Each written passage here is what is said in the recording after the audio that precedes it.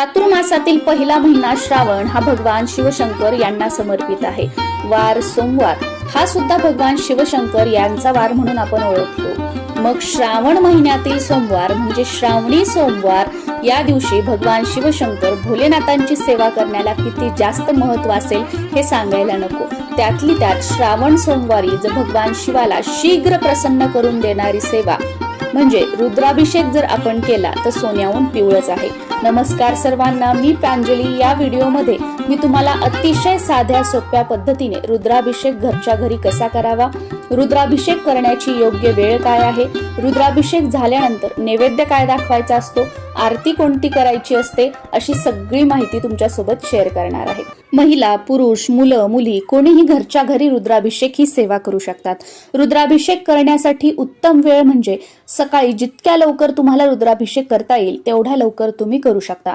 पण काही कारणाने जर तुम्हाला सकाळी रुद्राभिषेक करणं शक्य झालं नाही तर प्रदोष काळ हा भगवान शिवाची सेवा करण्यासाठी योग्य आणि प्रभावी मानला जातो। प्रदोष काळ म्हणजे काय? जेव्हा सूर्य मावळतो त्याच्या 45 मिनिटं अगोदर आणि 45 मिनिटं नंतर किंवा 1.5 तास अगोदर आणि 1.5 तास नंतरचा जो कालावधी असतो सूर्य मावळल्याच्या, याला प्रदोष काळ म्हटलं जातं। आपल्या साध्या सोप्या भाषेत दिवे लागणीची वेळ। आणि या दोन्ही वेळेत जर रुद्राभिषेक करणं शक्य झालं नाही पण तुमची हा रुद्राभिषेक करण्याची खूप इच्छा आहे तर दिवसभरामध्ये कधीही तुम्ही हा रुद्राभिषेक घरच्या घरी करू शकता। श्रावणी सोमवारी केला तर अतिशय उत्तम, पण तुम्हाला हवं असेल तर संपूर्ण श्रावण महिना सुद्धा तुम्ही हा रुद्राभिषेक करू शकता किंवा तुम्ही कोणत्याही श्रावणी सोमवार पासून किंवा श्रावणातील कोणत्याही दिवसापासून, कारण श्रावण महिना हा भगवान शिवाला समर्पित आहे त्यामुळे म्हटलं जर श्रावण महिन्यापासून सुरू करायचा असेल, श्रावणी सोमवारी शक्य झालं नाही तर कोणत्याही श्रावणातल्या दिवसापासून तुम्ही संकल्पयुक्त 21 दिवसांसाठी, 41 दिवसांसाठी, 51 दिवसांसाठी किंवा 108 दिवसांसाठी दररोज ही जी सेवा आहे ती करू शकतात। ही सेवा तुम्ही स्वतःसाठी संकल्पयुक्त करू शकता किंवा घरातील इतर मंडळींसाठी संकल्पयुक्त करू शकता। रुद्राभिषेक ही सेवा तुमच्या घरामध्ये जर एखादी व्यक्ती व्यसन करत असेल, व्यसनाच्या आहारी गेलेली असेल तर त्या व्यक्तीसाठी संकल्पयुक्त तुम्ही करू शकता। घरामध्ये जर एखादी व्यक्ती आजारी असेल, डिप्रेशन मध्ये गेलेली असेल, खूप दवाखाने बदलून झाले पण आजारपण काही बरं होत नाहीये, त्याच्यामध्ये रिझल्ट बघायला मिळण्यापेक्षा ते आजारपण वाढतच चाललेलं आहे, तर अशा वेळेला त्या व्यक्तीसाठी, डिप्रेशन मध्ये जी व्यक्ती आहे, सतत डोक्यात वाईट विचार येतात, आपल्याच दुनियेमध्ये ती विचारामध्ये मग्न असते, अशा व्यक्तीसाठी सुद्धा तुम्ही ही सेवा करू शकता। किंवा यापैकी कोणता प्रॉब्लेम तुम्हाला स्वतःसाठी असेल तर स्वतःसाठी सुद्धा तुम्ही ही सेवा करू शकता। याचबरोबर तुमच्या जागेमध्ये, तुमच्या घरामध्ये काही वास्तुदोष असेल किंवा इतर काही दोष असेल, जसं की घरामध्ये भीती वाटणं, घरामध्ये भांडणं होत असतील, घरामध्ये एकोपा नाहीये, एकमेकांशी कोणी चांगलं बोलत नाहीये, एकमेकांशी चांगलं कोणी वागत नाहीये, एकमेकांबद्दलच मनामध्ये म्हणजे वाईटपणा निर्माण झालेला आहे की एकमेकांचं चांगलं झालेलं एकमेकांना घरातील सदस्यांनाच बघवत नाही, तर संपूर्ण कुटुंबासाठी सुद्धा तुम्ही ही सेवा करू शकता। याचबरोबर जर तुमच्या घरामध्ये कोणाला बाहेरचा त्रास असेल, सतत नजरबाधा वगैरे होत असेल तर त्या व्यक्तीसाठी करू शकता किंवा कर्जमुक्तीसाठी सुद्धा तुम्ही ही सेवा जी आहे ती करू शकता। या सेवेसाठी कोणतीही वेगळी पूजा मांडणी करण्याची गरज नाही, देवघरासमोर बसूनच तुम्ही रुद्राभिषेक करू शकता। आता मला तुम्हाला दाखवायचं आहे म्हणून मी पूजा मांडणी वगैरे केलेली आहे। तुम्ही सकाळी तुमची देवपूजा झाली आणि तुम्हाला वाटलं की आता माझ्याजवळ वेळ आहे, मला रुद्राभिषेक करायचा आहे, तर त्यावेळेला सुद्धा तुम्ही करू शकता किंवा संध्याकाळी जेव्हा आपण देवासमोर दिवा लावतो तर त्यावेळेला सुद्धा तुम्ही हा रुद्राभिषेक जो आहे तो करू शकता। यासाठी एक ताम्हण घ्यायचं आहे, त्या ताम्हणामध्ये देवघरातील जे आपले शिवलिंग आहे ते ठेवायचं आहे। या शिवलिंगाचा जो निमुळता भाग असतो, ज्याला जलाधारी म्हटलं जातं, ती उत्तर दिशेला येईल याप्रमाणे ताम्हणामध्ये शिवलिंग ठेवायचं आहे। सुरुवातीला दिवा लावून घ्यायचा, एक तेलाचा दिवा आणि एक तुपाचं निरांजन लावून घ्यायचं, धूप अगरबत्ती लावून घ्यायची, आपण बसण्यासाठी आसन घ्यायचं आहे। तुमच्याकडे जर पांढऱ्या रंगाचे कपडे असतील तर ते घालायचे आहेत, नसतील तर काही हरकत नाही, कोणत्याही फिक्या रंगाचे जे कपडे आहेत ते घालायचे आहेत, फक्त काळ्या रंगाचे कपडे घालू नका।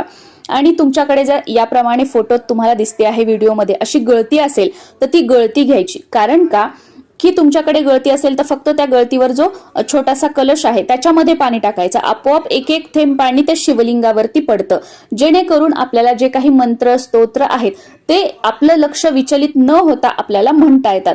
पण जेव्हा आपल्याला हाताने आपण तांब्यामध्ये पाणी घेतो, पळीने एक एक पळी पाणी टाकून अभिषेक करतो, त्यावेळेला आपल्याला पळीने एक एक पाणी पण टाकायचं असतं आणि मंत्र स्तोत्र पण म्हणायचे असतात. मग धड आपण व्यवस्थित पाणी पण त्या शिवलिंगावर टाकत नाही आणि इकडे मंत्र स्तोत्र म्हणण्यामध्ये पण आपलं लक्ष नसतं. म्हणून ही गळती असेल तर अतिशय उत्तम. खूप काही महाग नाही, तुमच्याच गावामध्ये, तुमच्या शहरात, तुमच्या एरियात जिथे कुठे जवळपास पूजा साहित्य मिळतं त्या दुकानामध्ये जा, तुम्हाला खूप स्वस्तामध्ये ही गळती मिळून जाईल. तर ही गळती असेल तर ती त्या शिवलिंगाच्या वरती ठेवायची. आणि आता जर तुमच्याकडे शिवलिंग आहे आणि तुमच्याकडे रुद्र यंत्र सुद्धा आहे, तर मग अशा वेळेला कशावर रुद्राभिषेक करावा हा प्रश्न बऱ्याच जणांचा असतो. तर तुम्ही रुद्र यंत्रावर रुद्राभिषेक करायचा आहे, जर तुमच्याकडे शिवलिंग आणि रुद्र यंत्र दोन्हीही असेल तर. आणि जर तुम्हाला हवं असेल, रुद्र यंत्र आहे तरी सुद्धा शिवलिंगावर अभिषेक करायचा आहे, तर तुम्ही त्याच्यावर सुद्धा करू शकता. आणि रुद्र यंत्र नसेल तर शिवलिंगावरती आपल्याला रुद्राभिषेक करायचा आहे. रुद्राभिषेक करताना सुरुवातीला स्वामी स्तवन म्हणायचं आहे, त्यानंतर आपल्याला मंत्र स्तोत्र म्हणजे खऱ्या अर्थाने रुद्राभिषेक करायला सुरुवात करायची आहे. सुरुवातीला शिवमहिम्न स्तोत्र 1 वेळा म्हणायचं आहे. ह्या सगळ्या सेवा ज्या आहेत खाली डिस्क्रिप्शन मध्ये मी तुम्हाला लिहून देत आहे, त्यानुसार तुम्ही गुगलवर एका एका स्तोत्राचं एका एका मंत्राचं नाव टाका, तुम्हाला ते सगळे स्तोत्र मंत्र मिळून जातील. आणि मग त्याची प्रिंट काढून तुम्ही हे सगळे स्तोत्र मंत्र म्हणू शकता, किंवा युट्यूब वरती सुद्धा तुम्ही टाका, तुम्हाला अवेलेबल होऊन जाईल. आणि त्यानुसार तुम्ही युट्यूबवर लावून रुद्राभिषेक केला तरी सुद्धा चालेल. जर तुम्ही युट्यूब वरती लावून रुद्राभिषेक करणार असाल तर त्यावेळेला गळतीचा वापर करू नका. आपल्या स्वतःच्या हाताने शिवलिंगावर किंवा रुद्र यंत्रावर अभिषेक करत राहा. म्हणजे आपल्या स्वतःच्या मुखाने जरी आपण मंत्र स्तोत्र म्हटले नाही तर स्वतःच्या हाताने आपण अभिषेक तर करत आहोत, त्याचं पुण्यफळ आपल्याला मिळेल म्हणून हे सांगितलं. सुरुवातीला 1 वेळा शिवमहिम्न स्तोत्र, त्यानंतर गणपती अथर्व शीर्ष 1 वेळा फलश्रुती सोडून म्हणायचं आहे. त्यानंतर श्री रामरक्षा स्तोत्र 1 ते 9 श्लोकापर्यंत म्हणायचं आहे 1 वेळा. त्यानंतर रुद्र अध्याय चमक नमक सहित 1 वेळा म्हणायचं आहे. शिवकवच स्तोत्र 1 वेळा म्हणायचं आहे. शिवगायत्री मंत्र 11 वेळा म्हणायचा आहे. महामृत्युंजय मंत्र 11 वेळा म्हणायचा आहे. महामृत्युंजय मंत्र पंचप्रणवयुक्त 11 वेळा म्हणायचा आहे. अमृत संजीवनी मंत्र 11 वेळा म्हणायचा आहे. संजीवनी मंत्र 11 वेळा म्हणायचा आहे. कालभैरव स्तोत्र 1 वेळा म्हणायचा आहे. आणि त्यानंतर अभिषेक थांबवायचा, शिवलिंग उचलून घ्यायचं, स्वच्छ पुसायचं. देवघरामध्ये किंवा तुम्ही जे काही पाट चौरंग मांडलेला असेल त्यावर त्याचा निमुळता भाग उत्तरेकडे येईल याप्रमाणे ठेवायचं आहे. त्या शिवलिंगावरती पांढरं भस्म अर्पण करायचं आहे. पांढरी फुलं असतील तर ती अर्पण करायची आहेत. आणि त्यानंतर जे काही तुमच्याकडे बेलपत्र असतील, 1 असू द्या, 108 असू द्या, 21 असू द्या किंवा 51 असू द्या, जेवढी काही बेलपत्र आहेत तर एक एक बेलपत्र घेत तुम्हाला शिव अष्टोत्तर नामावली म्हणायचे आहे. शिव अष्टोत्तर नामावली म्हणत म्हणत एक एक बेलपत्र 108 बेलपत्र असतील तर त्या शिवलिंगावरती अर्पण करायचे आहेत. आता तुमच्याकडे 108 बेलपत्र नाहीत तर जेवढी बेलपत्र असतील ती एका प्लेटमध्ये ठेवायची. त्या प्लेटवर आपला उजवा हात ठेवायचा, शिव अष्टोत्तर नामावली संपूर्ण म्हणायची आणि त्यानंतर मग जे काही बेलपत्र आहेत ते शिवलिंगावरती अर्पण करायचे. आता तुमच्याकडे फक्त एकच बेलपत्र असेल तर अशा वेळेला ते एक बेलपत्र आपल्या उजव्या हातामध्ये धरायचं, शिव अष्टोत्तर नामावली म्हणायची आणि ते बेलपत्र शिवलिंगावरती अर्पण करायचं आहे. बेलपत्र अर्पण करून झाल्यानंतर काहीतरी गोडाचा नैवेद्य दाखवायचा आहे, जसं की साखर, दूध साखर, पेढा वगैरे काही असेल याचा नैवेद्य दाखवून घ्यायचा आणि त्यानंतर आरती करायची आहे. आणि अभिषेक करताना जे तीर्थ जमा झालेलं आहे पाणी ते टाकून द्यायचं नाहीये. जसं जसं ते ताम्हण भरल तसं तसं दुसरं छोटंसं एखादं काहीतरी छोटी वाटी, छोटा ग्लास काहीतरी घ्यायचं आणि त्यातलं पाणी जे आहे ते वरचेवर दुसऱ्या एका भांड्यामध्ये काढून ठेवत जायचं आहे. आणि शेवटी आरती करून आपण आपलं आसन सोडायचं आहे. आरती सुरुवातीला गणपतीची, सुखकर्ता, दुःखहर्ता आणि त्यानंतर शंकरांची आरती करायची आहे.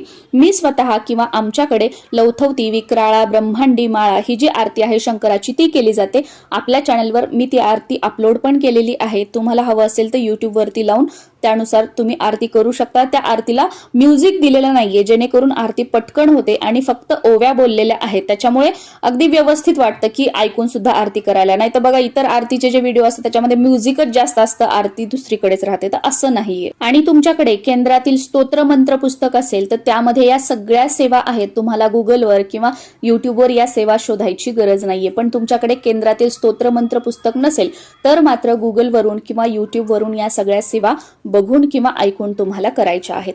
आता रुद्राभिषेक करून झाला, तीर्थ पण आपण बाजूला काढून ठेवलेलं आहे.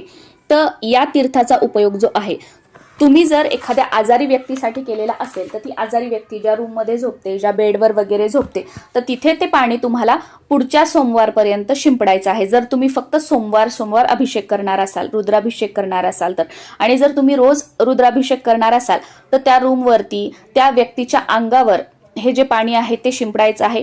ती व्यक्ती जेव्हा रोज स्नान करते तर त्या व्यक्तीच्या आंघोळीच्या पाण्यामध्ये हे पाणी थोडंसं टाकायचं आहे आणि त्या व्यक्तीला पिण्यासाठी तीर्थ म्हणून हे पाणी तुम्हाला द्यायचं आहे.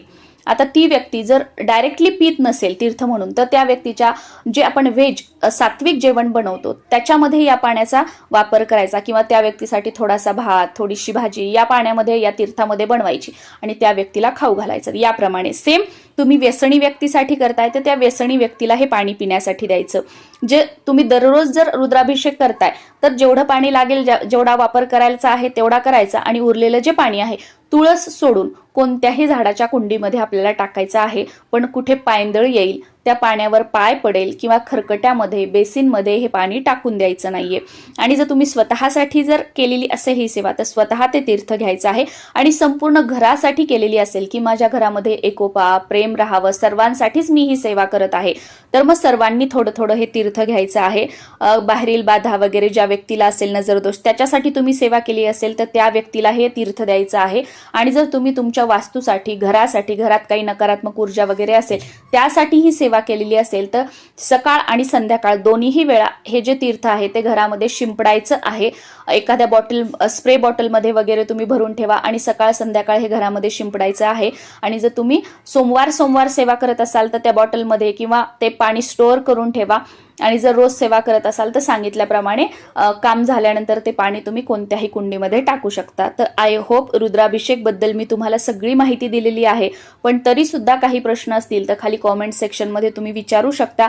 रुद्राभिषेक केला आहे त्या दिवशी ती पूजा तशीच राहू द्यायची आणि दुसऱ्या दिवशी सकाळी जेव्हा आपण देवपूजा करतो तर त्यावेळेला ती पूजा जी आहे ती आपल्याला उचलायची आहे. बेलपत्र, फुलं वगैरे जे काही आहेत ते निर्माल्यामध्ये टाकायचे आहेत आणि शिवलिंग देवपूजा करताना रोज आपण जशी पूजा करतो तशी पूजा करून देवघरामध्ये ठेवायचं आहे. आणि जर तुम्ही कंटिन्युटीमध्ये दररोज रुद्राभिषेक करणार असाल तर सेम आज केलेला जे रुद्राभिषेक आहे म्हणजे बेलपत्र वगैरे जे अर्पण केलेलं आहे ते उद्या काढून घ्यायचं, परत रुद्राभिषेक करायचा, परत अर्पण करायचं, दुसऱ्या दिवशी काढून घ्यायचं, याप्रमाणे सेवा करायची आहे. आणि हो, घरातील इतर मंडळींसाठी तुम्ही ही सेवा करणार असाल तर पहिल्या दिवशी संकल्प करायचा, त्या व्यक्तीच्या नावाचा उल्लेख करायचा, याच्यासाठी मी ही सेवा किती दिवस करत आहे असा उल्लेख करायचा आणि सेवा सुरू करायची. किंवा तुम्ही स्वतःसाठी करताय तर स्वतःच्या नावाचा उल्लेख करायचा, किती दिवसांसाठी सेवा करताय याचा उच्चार करायचा आणि संकल्प फक्त एकदा पहिल्या दिवशी असतो.